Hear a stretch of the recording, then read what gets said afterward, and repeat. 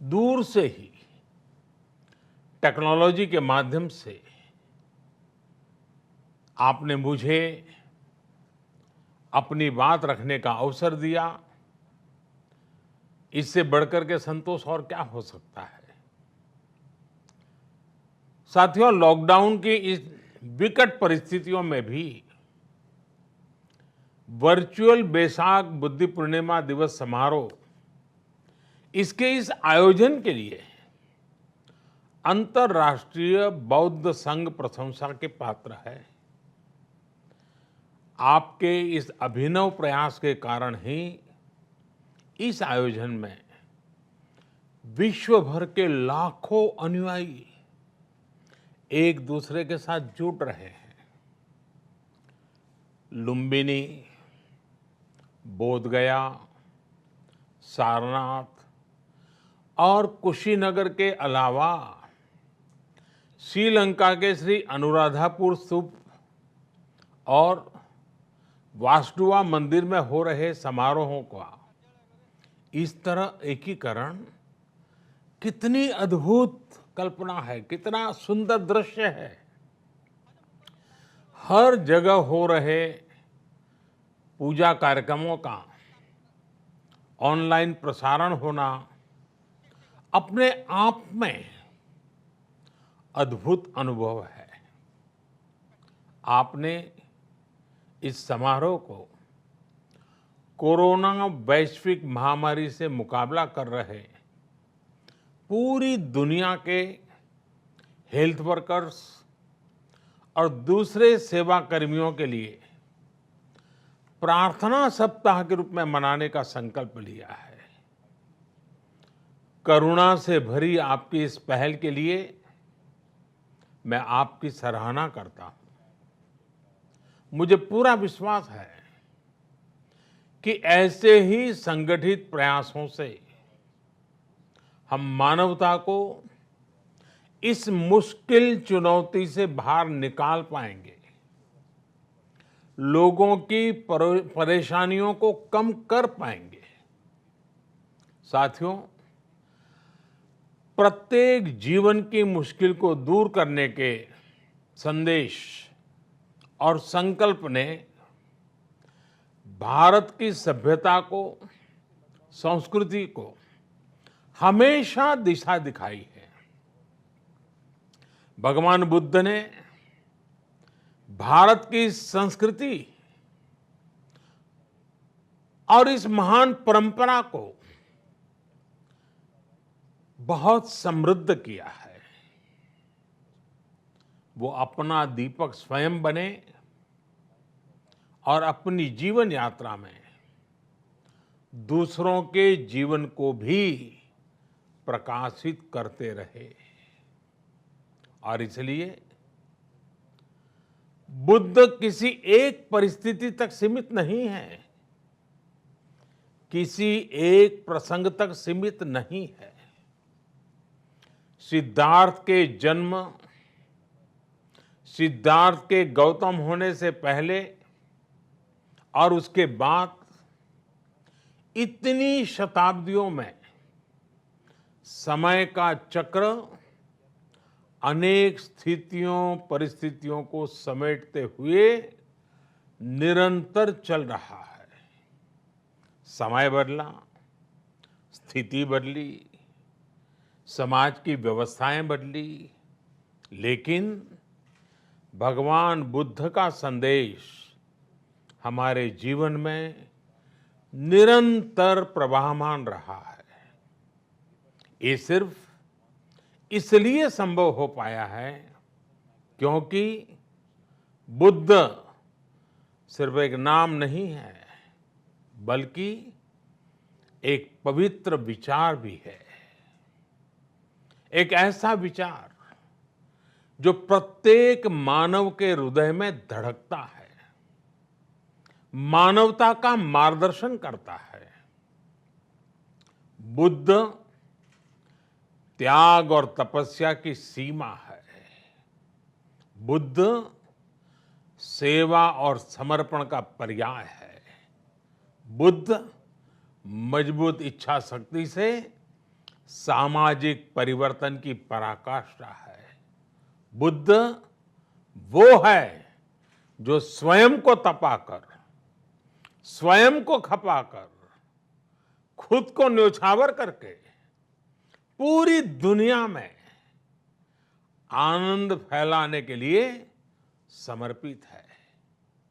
और हम सभी का सौभाग्य देखिए, इस समय हम अपने आसपास ऐसे अनेकों लोगों को देख रहे हैं जो दूसरों की सेवा के लिए, किसी मरीज के इलाज के लिए, किसी गरीब को भोजन कराने के लिए, किसी अस्पताल में सफाई के लिए, किसी सड़क पर कानून व्यवस्था बनाए रखने के लिए चौबीसों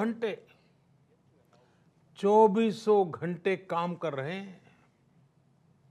भारत में, भारत के बाहर ऐसा प्रत्येक व्यक्ति, विश्व के हर कोने में ऐसा प्रत्येक व्यक्ति अभिनंदन का पात्र है, नमन का पात्र है। साथियों, ऐसे समय में जब दुनिया में उथल-पुथल है, कई बार दुख, निराशा, हताशा का भाव बहुत ज्यादा दिखता है, तब भगवान बुद्ध की सीख और भी प्रासंगिक हो जाती है। भगवान बुद्ध कहते थे कि मानव को निरंतर ये प्रयास करना चाहिए कि वो कठिन स्थितियों पर विजय प्राप्त करे, उनसे बाहर निकले। थक कर रुक जाना ये विकल्प नहीं हो सकता।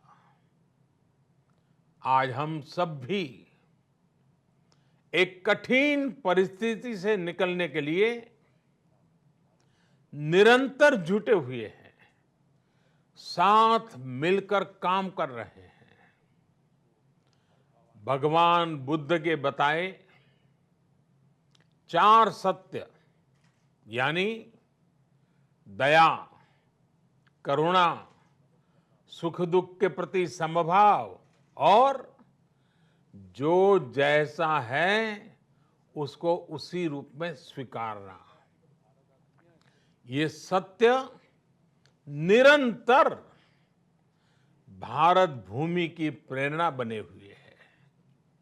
आज आप भी देख रहे हैं कि भारत निस्वार्थ भाव से, बिना किसी भेद के अपने यहां भी और पूरे विश्व में कहीं भी संकट में घिरे व्यक्ति के साथ पूरी मजबूती से खड़ा है।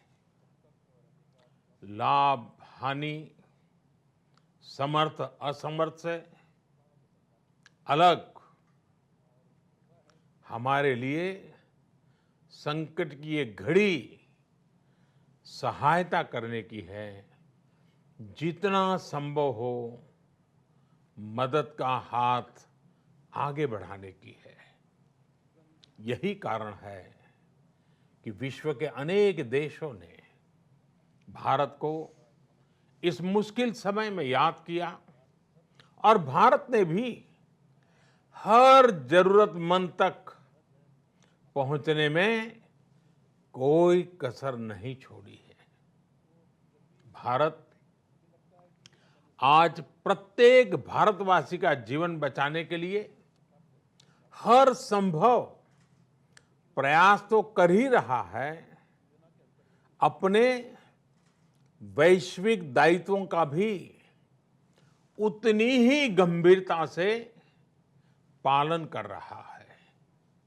साथियों, भगवान बुद्ध का एक एक वचन, एक एक उपदेश मानवता की सेवा में भारत की प्रतिबद्धता को मजबूत करता है।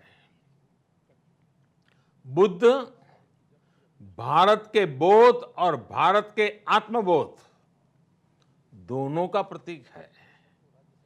इसी आत्मबोध के साथ भारत निरंतर पूरी मानवता के लिए, पूरे विश्व के हित में काम कर रहा है और करता रहेगा। भारत की प्रगति हमेशा विश्व की प्रगति में सहायक होगी। साथियों, हमारी सफलता के पैमाने और लक्ष्य दोनों समय के साथ बदलते रहते हैं, लेकिन जो बात हमें हमेशा ध्यान रखनी है वो ये कि हमारा काम निरंतर सेवा भाव से ही होना चाहिए। जब दूसरे के लिए करुणा हो, संवेदना हो और सेवा का भाव हो, तो ये भावनाएं हमें इतना मजबूत कर देती हैं कि बड़ी से बड़ी चुनौती से आप पार पा सकते हैं। सुप्पबुद्धम पबुज्जन्ति सदा घोतम सावका, यानी जो दिन रात हर समय मानवता की सेवा में जुटे रहते हैं, वही बुद्ध के सच्चे अनुयायी हैं।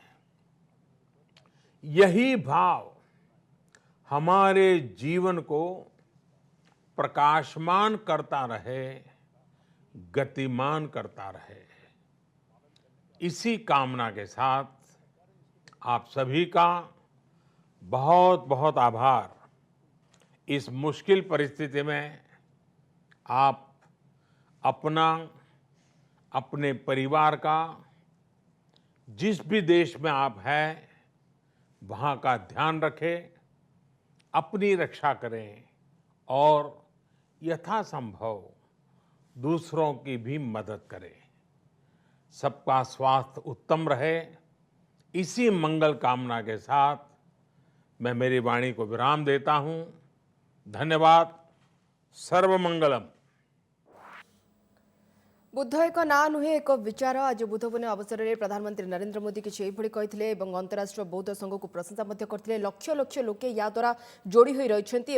आपण लुम्बिनी कथा कहतु, जदि देखा कुशीनगर कथा कहतु कि श्रीलंकार अनुराधा नगर कथा कहतु, समस्त को एक प्रकार एकत्रीकरण कर रखी। जदि देखा बुद्धंकर वार्ता एवं कोठना कोठी जो मैंने हेल्थ वर्कर अच्छा अन्य जरूरी सेवार जो मैंने लगी प्रशंसा करते आज मोदी। कोरोना योद्धांकर प्रशंसा करते आज प्रधानमंत्री नरेंद्र मोदी। एवं चिंता दूर करने संदेश ये संकल्प भारतर संस्कृति और परंपरा ही आमको ये सब दिगरे कोठना कोठी दिग देखी। अन्यपटे समाज स्थिति बदली सत हेले बुद्धंकर चिंताधारा सबुबले आम भितर रही। शेष में प्रधानमंत्री यह कहीकि निजर अभिभाषण सारिथिले जे एभली कठिन समय मुस्किल समय आप निजर एवं निज परिवार को सुरक्षित रखंतु।